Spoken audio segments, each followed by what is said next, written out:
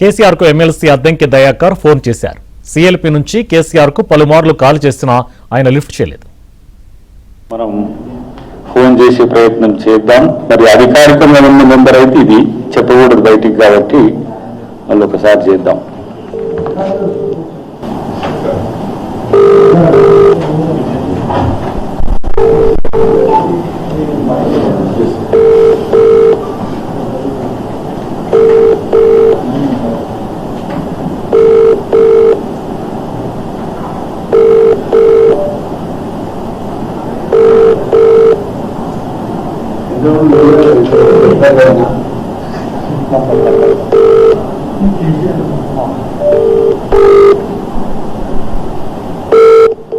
Live చూస్తుంటే స్పందించండి. చూస్తున్నా వాళ్ళు చూస్తుందో లేదు.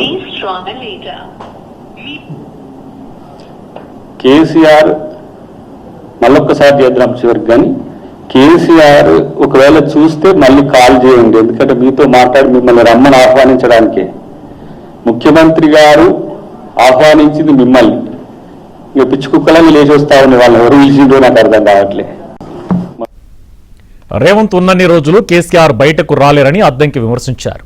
చెట్టు పేరు చెప్పుకుని కాయలమ్ముకోవద్దంటూ కేటీఆర్ హరీష్ కు అద్దంకి సూచించారు.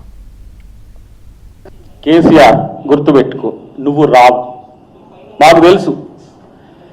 నేను వీళ్ళకు కూడా చెప్తున్నా, కేటీఆర్ హరీష్ రావుకు చెట్టు పేరు చెప్పి కాయలమ్ముకోకండి. కేసీఆర్ అంటోడు రాడు, డిసైడెడ్. మాట మీద నిలబడ్డని నేను మొన్ననే చెప్పిన. మొట్టమొదటిసారిగా కేసీఆర్ అంటోడు మాట మీద నిలబడ్డది ఇప్పుడే. ఓడిపోతే ఏం చేస్తా, ఇంట్లో వండుకుంటా అన్నాడు. ఇంట్లో వండుకుంటుండు.